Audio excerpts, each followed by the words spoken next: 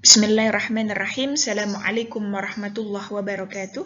Alhamdulillah wassalatu wassalamu ala rasulillah wa ala alihi wa sahbihi wa mawalah ma ba'du. Oke, pada pertemuan kali ini kita akan membahas tentang penafsiran Nabi, penafsiran sahabat, dan penafsiran tabi'in. Baik, ini materi lanjutan dari materi sebelumnya ya, di mana materi sebelumnya itu hanya sampai pada tafsir Nabi saja. Nah, pada materi ini kita akan mendiskusikan tentang tafsir sahabat dan tafsir tabi'in. Oke, saya awali dengan tafsir sahabat. Tafsir sahabat itu berarti penafsiran sahabat terhadap makna ayat Al-Quran.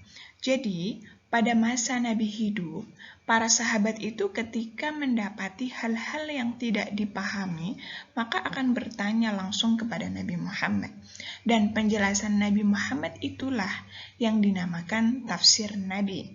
Nah, ketika Nabi Muhammad sudah wafat dan pada saat itu sahabat menghadapi hal-hal yang tidak didapati di masa Nabi Muhammad, maka pada saat itu sahabat melakukan penafsiran yang tidak ditafsirkan oleh Nabi Muhammad.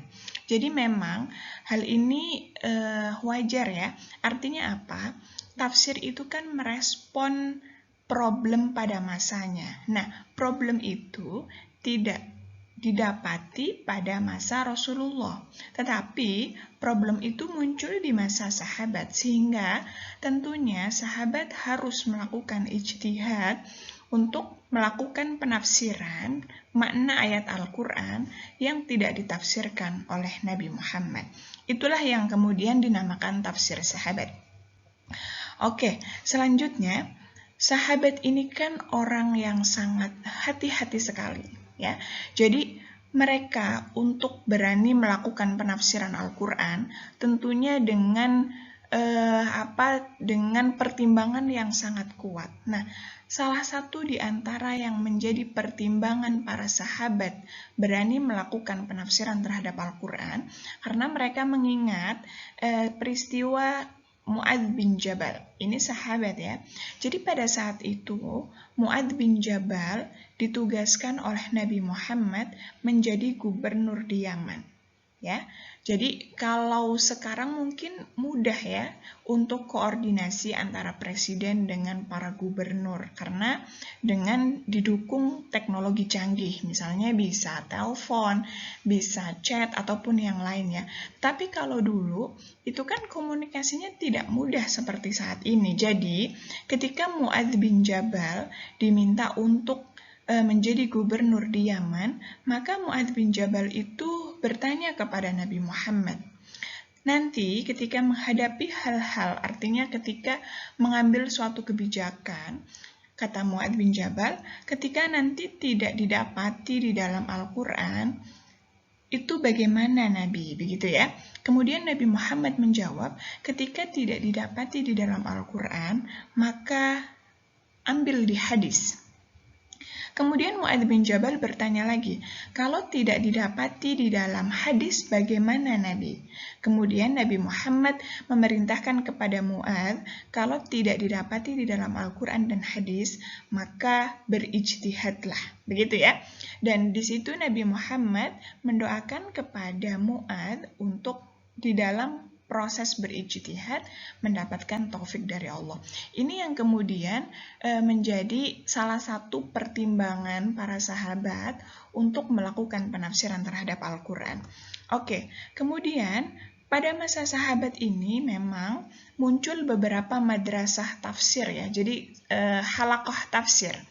Nah di situ misalnya ya, di Mekah itu ada Abdullah bin Abbas. Ya. Kemudian di Irak ada Abdullah bin Mas'ud. Di Madinah ada Ubay bin Ka'ab. Nah, nanti dari murid-murid beliau-beliau inilah, murid dari Abdullah bin Abbas, murid dari Abdullah ibnu Mas'ud, murid dari Ubay bin Ka'ab, inilah yang nanti menjadi generasi mufassir era tabi'in. Pertanyaannya kemudian, bagaimana contoh tafsir sahabat? Oke, saya berikan contoh. Bismillahirrahmanirrahim. وآتوا اليتامى أموالهم ولا تتبدلوا الخبيث بالطيب ولا تأكلوا أموالهم إلى أموالكم إنه كان حوبا كبيرا. Ayat ini menjelaskan tentang kita diperintahkan untuk memberikan harta anak yatim.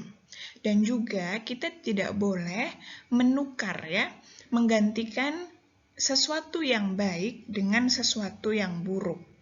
Kemudian kita juga tidak diperbolehkan memakan harta mereka dicampur dengan harta kalian. Begitu ya. Nah, kemudian innahu kana huban kabira. Nah, di sini huban kabira ditafsirkan oleh sahabat itsman azima. Itsman azima ini kan artinya dosa yang besar, begitu ya. Jadi perbuatan menukar sesuatu yang baik dengan sesuatu yang buruk, hartanya anak yatim, atau memakan harta mereka, itu merupakan sebuah perbuatan dosa yang sangat besar. Jadi penafsiran para sahabat itu masih sederhana ya, masih penafsiran kata. Karena kenapa masih penafsiran kata? Ya karena mereka itu masih memahami betul bahasa Al-Quran. Sehingga yang ditafsirkan itu sesuatu yang tidak dipahami oleh mereka. Misalnya murid-murid Ubay bin Ka'ab, atau murid Ibnu Mas'ud, atau murid Abdullah bin Abbas gitu ya. Mereka menanyakan dan di situ Abdullah bin Mas'ud misalnya merespon atas pertanyaan itu. Jadi penafsirannya masih sangat sederhana. Innahu kana huban kabira ay ithman azima. Atau di ayat yang lain, wa in khiftum alla tuqsitu fil yatama fankihu ma taba lakum minan nisa mathna wa thulatha wa ruba', dan seterusnya ya. Nah, di situ ada dzalika adna alla ta'ulu. Alla ta'ulu itu ditafsirkan dengan alla tamilu ya, condong. Tamilu itu condong. Jadi penafsirannya itu masih sangat sederhana, penafsiran kata ya. Mungkin kalau kita membaca itu kitab-kitab tafsir saat ini tuh seperti kajian mufrodat begitu ya. Selanjutnya, apa sumber penafsiran sahabat? Jadi mereka menafsirkan Al-Quran itu bersumber dari mana, begitu ya? Oke, yang pertama, sumber penafsiran para sahabat itu adalah menafsirkan Al-Quran dengan Al-Quran, sebagaimana yang dilakukan oleh Nabi Muhammad. Kemudian yang kedua, menafsirkan Al-Quran dengan hadis. Ini juga sebagaimana yang dilakukan oleh Nabi Muhammad. Jadi hadis itu menjadi sumber yang kedua setelah Al-Quran. Karena hadis min qaulin au fi'lin au takririn, baik itu ucapan, perbuatan maupun ketetapan Nabi Muhammad, itu menjadi sumber setelah Al-Quran. Karena wa ma yantiqu 'anil hawa in huwa illa wahyu yuha. Jadi apapun ucapan, perbuatan ataupun ketetapan Nabi itu merupakan bagian dari wahyu, begitu ya. Oke, kemudian yang ketiga, sumber penafsiran sahabat yang ketiga adalah ijtihad para sahabat. Ijtihad para sahabat ini ketika mendapati hal-hal yang tidak ditafsirkan oleh Nabi Muhammad. Nah, disitulah para sahabat berijtihad. Nah, pertanyaannya kemudian, apa sebetulnya sarana ijtihad para sahabat di dalam menafsirkan Al-Quran? Yang pertama adalah karena memang para sahabat ini kan memiliki pengetahuan bahasa Arab yang masih sangat bagus ya, karena memang sahabat itu kan hidup di masa Nabi. Jadi mereka memahami betul bahasa Al-Quran, bahasa di mana bahasa itu menjadi bahasa mereka, begitu ya, karena mereka menggunakan bahasa Arab. Jadi mereka masih memahami betul kaidah-kaidah bahasa Arab. Kemudian yang kedua, pengetahuan mereka itu terhadap adat istiadat bangsa Arab itu sangat memahami betul. Misalnya, mereka Al-Quran ini kan seringkali merespon tradisi pada saat itu. Misalnya, tradisi pada saat itu di mana masyarakat Arab jahiliyah itu suka dengan minum-minuman khamr ya. Itu banyak sekali ya, dan sifatnya gradual, bertahap. Di dalam mengharamkan khamr itu kan sifatnya bertahap. Nah, disitulah Al-Quran merespon tradisi yang tidak baik, maka di situ Al-Quran menghapusnya tradisi itu.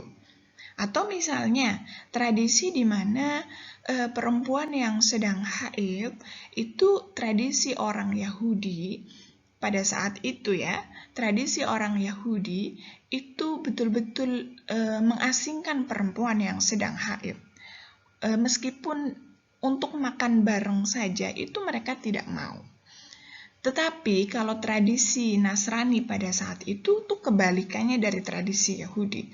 Lebih bebas. Bahkan, mohon maaf, mereka meskipun perempuan itu sedang haid, itu tetap melakukan hubungan, ya, hubungan suami istri. Artinya apa? Tradisi Yahudi terlalu terlalu keras, tetapi tradisi Nasrani itu terlalu bebas. Nah, disinilah kemudian sahabat menanyakan, ya, wa yas'alunaka 'anil mahid qul huwa adhan fa'tazilun nisaa fil mahid wa la taqrabuhunna hatta yadhhurna. Jadi respon Islam, ya, respon Al-Qur'an terhadap perempuan yang sedang haid itu ya makan seperti biasa saja. Artinya tidak diasingkan seperti orang Yahudi. Tetapi wala taqrabuhunna hatta yadhhurna.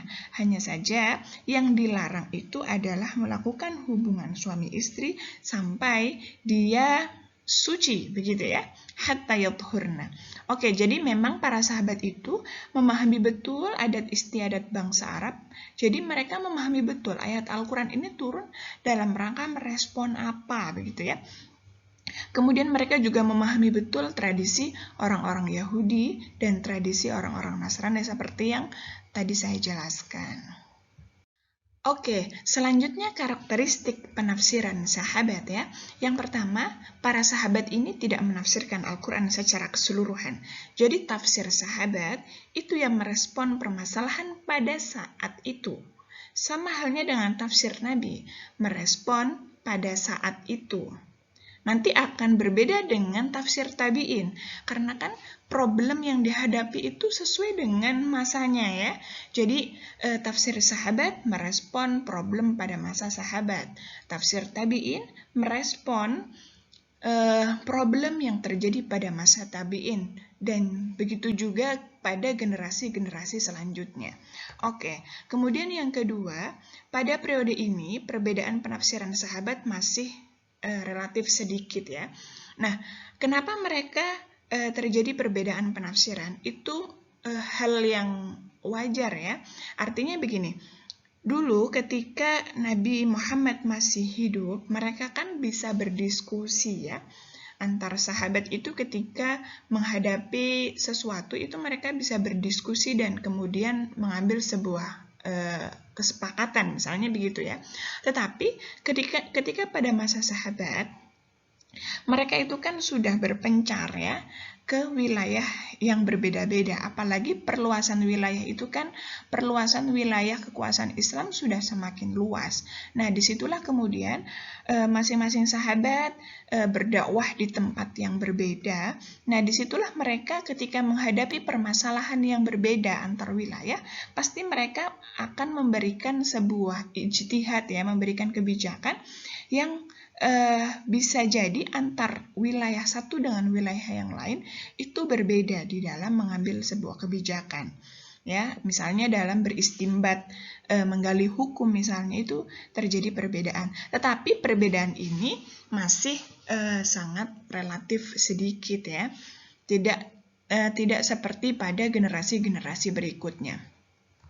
Oke, kemudian pada penafsiran masa sahabat ini sifatnya masih al-ma'na al-ijmali. Jadi masih makna secara global ya. Yang tadi saya jelaskan, innahu kana huban kabira, itu hanya ditafsirkan dengan ay ithman azima. Huban kabira ditafsirkan dengan ithman azima. Alla ta'ulu ditafsirkan dengan alla tamilu. Jadi al-makna al-ijmali, jadi makna secara global saja. Oke, kemudian mereka juga jarang melakukan istimbat hukum-hukum fikih karena memang permasalahan tidak sekompleks problem-problem seperti saat ini ya. Jadi memang pada saat itu permasalahan masih tidak terlalu kompleks, makanya istimbat hukum fikih itu tidak terlalu signifikan ya. Oke, kemudian para sahabat ini juga masih mengambil bentuk riwayat-riwayat hadis. Jadi tafsir sahabat itu masih dalam bentuk riwayat hadis. Karena kan peradaban masa lalu kan peradaban oral, peradaban lisan ya. Jadi penafsiran Nabi masih dalam bentuk riwayat, penafsiran sahabat pun masih dalam bentuk riwayat. Oke, kemudian pada masa sahabat ini belum terjadi pembukuan riwayat-riwayat yang berisi tafsir Al-Quran karena masih dalam bentuk oral ya. Jadi belum ada pembukuan riwayat-riwayat yang berisikan tafsir sahabat ataupun tafsir Nabi, itu belum ada. Nanti pembukuan riwayat-riwayat yang berisikan tafsir nanti di generasi-generasi berikutnya. Oke, selanjutnya tafsir tabi'in ya. Selanjutnya tafsir tabi'in. Kalau tafsir sahabat itu adalah penafsiran sahabat terhadap makna ayat Al-Quran dalam rangka untuk merespon permasalahan pada masanya, sama halnya dengan tafsir tabi'in. Ya, tafsir tabi'in, penafsiran para tabi'in terhadap makna ayat Al-Quran yang dalam rangka untuk merespon permasalahan pada masanya. Oke, kemudian munculnya problem baru. Jadi memang tafsir tabi'in itu kenapa menjadi penting? Karena tadi seperti yang saya jelaskan tadi ya, permasalahan itu yang dihadapi berbeda-beda. Permasalahan pada masa sahabat yang terjadi itu artinya begini, permasalahan yang dihadapi oleh para tabi'in itu tidak dihadapi pada masa sahabat. Sama halnya dengan tafsir sahabat. Permasalahan yang dihadapi para sahabat itu tidak terjadi di masa Nabi, sehingga perlu melakukan penafsiran yang kemudian dinamakan tafsir sahabat. Begitu juga tafsir tabi'in. Karena problem yang dihadapi berbeda dan semakin berkembang ya, semakin kompleks, maka kemudian para tabi'in ini juga melakukan penafsiran terhadap makna ayat Al-Quran yang tidak ditafsirkan pada masa Nabi dan pada masa sahabat. Nah, para mufassir generasi tabi'in ini merupakan murid-murid dari para sahabat ya, yang membuka madrasah tafsir seperti Abdullah bin Mas'ud, Abdullah bin Abbas ya, kemudian juga ada Ubay bin Ka'ab. Jadi murid-murid dari mereka-mereka inilah yang kemudian menjadi generasi mufassir tabi'in. Selanjutnya adalah bagaimana sumber penafsiran tabi'in. Yang pertama adalah menafsirkan Al-Quran dengan Al-Quran. Ini sebagaimana yang dilakukan oleh Nabi Muhammad dan dilanjutkan, diikuti oleh generasi sahabat, tafsir sahabat, dan juga dilakukan oleh generasi para tabi'in. Kemudian yang kedua adalah Al-Quran dengan hadis. Jadi hadis menjadi sumber kedua setelah Al-Quran. Sama dengan para sahabat dan juga Nabi Muhammad. Kemudian yang ketiga adalah ijtihad para sahabat. Jadi kalau sumber tafsir sahabat itu kan ada tiga ya, Al-Quran dengan Al-Quran, Al-Quran dengan hadis, dan ijtihad mereka. Nah, ijtihad para sahabat ini juga menjadi sumber penafsiran tabi'in. Kemudian yang keempat adalah keterangan dari ahlul kitab, atau yang dikenal dengan kisah Israiliyat ya.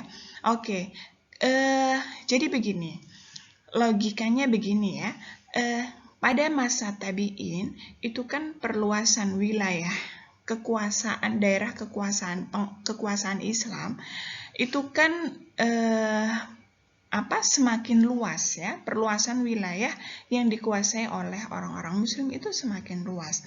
Nah, disitulah kemudian banyak orang-orang yang masuk Islam, tidak hanya dari kalangan Arab, tetapi di luar Arab itu banyak yang masuk Islam.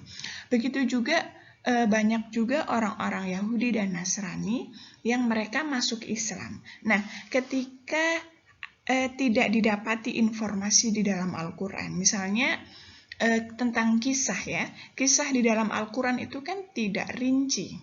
Nah, di situ karena memang ada yang bertanya, para sahabat itu menanyakan kepada orang-orang Yahudi dan Nasrani yang sudah masuk Islam, apakah ada informasi yang detail tentang kisah ini di dalam kitab sucimu, begitu ya?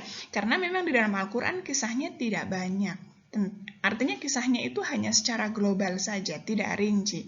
Makanya di situ para sahabat menanyakan kepada orang-orang Yahudi dan Nasrani yang sudah masuk Islam. Disitulah kemudian nanti dinamakan kisah Israiliyat. Nanti untuk bagaimana kisah Israiliyat itu nanti kita bisa mengkaji di kitab-kitab tafsir selanjutnya ya. Oke. Kemudian yang kelima adalah ijtihad para tabi'in sendiri. Saya berikan contoh. Bismillahirrahmanirrahim. Walaqad alimtum alladhina i'tadaw minkum fis sabti faqulna lahum kunu qiradatan khasi'in. Jadi ini tentang kisah umatnya Nabi Musa ya, yang melakukan pelanggaran di hari Sabtu, di mana pada saat itu mereka melakukan pelanggaran dan kemudian dihukum ya menjadi kera. Nah, menjadi kera di sini menurut Mujahid ini kan seorang mufasir tabi'in ya. Menurut Imam Mujahid itu yang dimaksud adalah bukan kemudian orang tersebut berubah secara fisiknya, bentuknya menjadi kera, bukan, tetapi hatinya yang seperti kera. Ini salah satu contoh penafsiran di era tabi'in.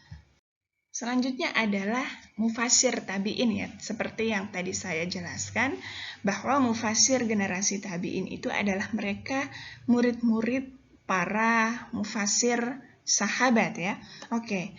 Jadi murid-murid Ibnu Abbas, Abdullah bin Abbas yang di Madrasah Tafsir Mekah itu generasi mufasir tabi'in misalnya yang populer ya, seperti Imam Mujahid bin Jabir.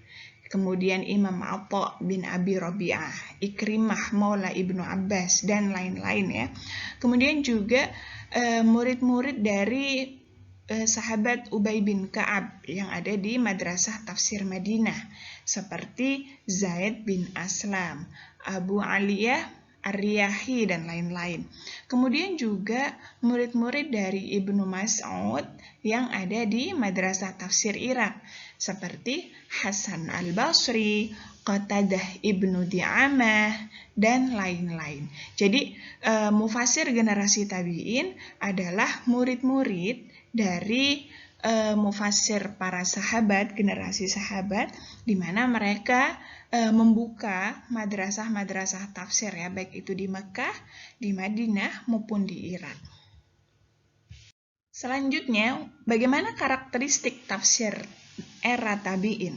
Yang pertama, tafsir belum terkodifikasi secara terpisah dari buku-buku hadis. Jadi memang kalau pada masa sahabat itu masih belum ada pembukuan ya, riwayat-riwayat tentang tafsir Nabi dan sahabat itu belum ada pembukuan riwayat-riwayat tersebut. Nah, kalau di era tabi'in itu sudah terbukukan, tetapi masih bercampur dengan hadis. Jadi tafsir yang dalam bentuk riwayat itu tafsir Nabi, tafsir sahabat, begitu juga tabi'in itu masih terkumpul, masih campur dengan buku-buku hadis. Makanya di dalam kitab Sahih Bukhari misalnya itu ada bab tersendiri tentang tafsir. Jadi tafsir masih menyatu ya dengan hadis di dalam karya-karya ulama-ulama kitab pada masa itu. Jadi sudah terbukukan tetapi tidak terpisah Artinya masih campur dengan hadis, ya, belum terkodifikasi secara terpisah dari buku-buku hadis. Kemudian yang kedua, tafsir tabi'in ini masih pada tradisi talaqi wal musyafahah, ya, sebagaimana yang dilakukan oleh para sahabat dan juga Nabi. Kemudian yang ketiga, riwayat Israiliyat sudah mulai menyusup, ya. Jadi para tabi'in menanyakan kepada orang-orang Yahudi dan Nasrani yang masuk Islam, menanyakan apakah, khususnya kisah, ya, misalnya kisah, apakah ada informasi yang lebih rinci di dalam kitab sucimu, misalnya begitu. Oke, kemudian perbedaan penafsiran di antara para tabi'in sudah mulai terlihat. Ya, kalau di masa sahabat itu kan masih belum terlalu signifikan, tetapi di masa tabi'in ini sudah mencolok, ya. Dan itu menjadi benih dari perbedaan mazhab di generasi selanjutnya.